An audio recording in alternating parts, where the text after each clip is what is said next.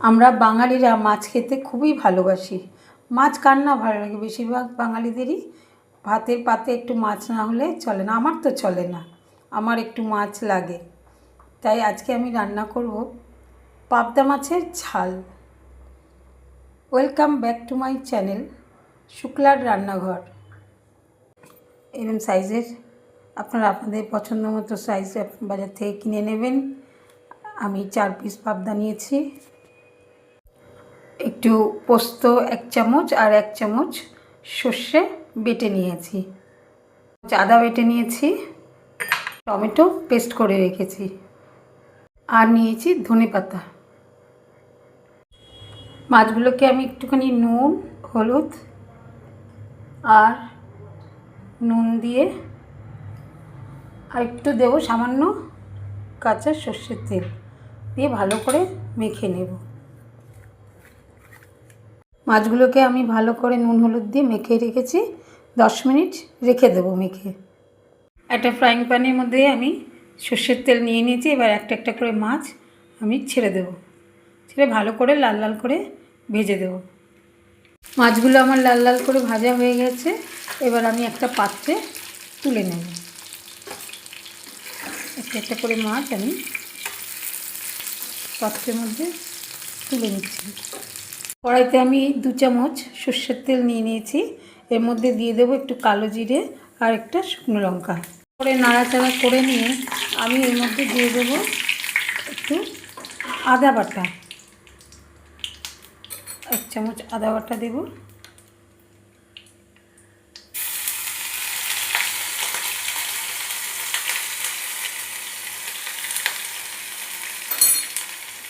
আদা বাটাটা ভালো করে নিয়ে নেব, এই কাঁচা গন্ধটা চলে যায়।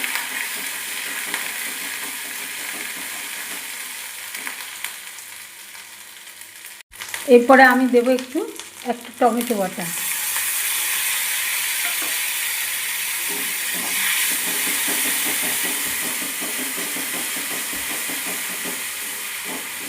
দিয়ে ভালো করে নেড়ে নেব। এরপরে আমি একটুখানি লঙ্কার গুঁড়ো দিয়ে দেবো,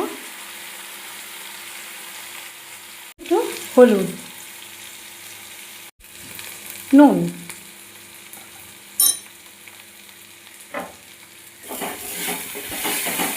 ভালো করে নেড়ে নেব।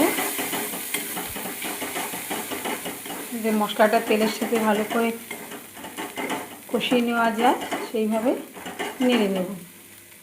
জল দিয়ে নিয়েছি যাতে মশলাটা পুড়ে না যায়, আর ভালো করে যেন কষিয়ে নেওয়া যায়।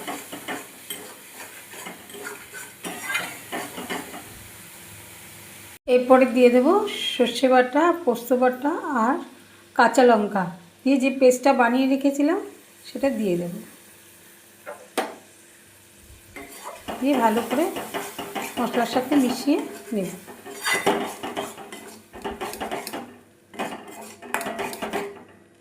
মশলা থেকে আমার তেল ছেড়ে দিয়েছে। এবার দিয়ে দেব গরম জল।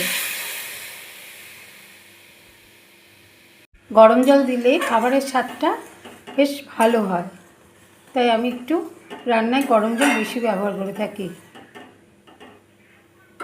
আমার মাছের ঝোলটা ফুটে উঠেছে। এবারে আমি একটা একটা করে মাছ ছেড়ে দেব।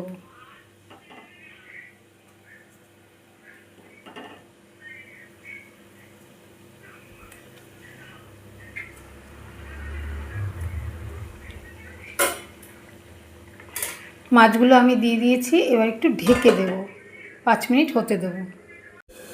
ঢাকনাটা খুলে দেখব যে আমার পাবদা মাছ কতটা রেডি হয়েছে। আমাদের পাবদা মাছ একদম রেডি হয়ে গেছে।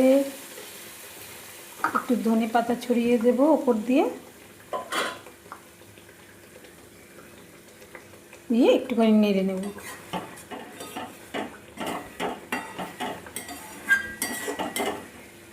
নেড়ে একটু স্ট্যান্ডিং টাইম দেব, একবার ঢাকবো, গ্যাসটা বন্ধ করে দেব। আমাদের পাবদা মাছের ঝাল একদম রেডি। পরিবেশন করার জন্য আমি প্লেটে সাজিয়ে নিয়েছি। ওপর দিয়ে একটু কাঁচা সর্ষের তেলও দিয়ে নেব। যদি আমার এই রেসিপিটি আপনাদের ভালো লেগে থাকে তাহলে লাইক করবেন, শেয়ার করবেন, সাবস্ক্রাইব করবেন। বাড়িতে একবার বানিয়ে খেয়ে দেখবেন।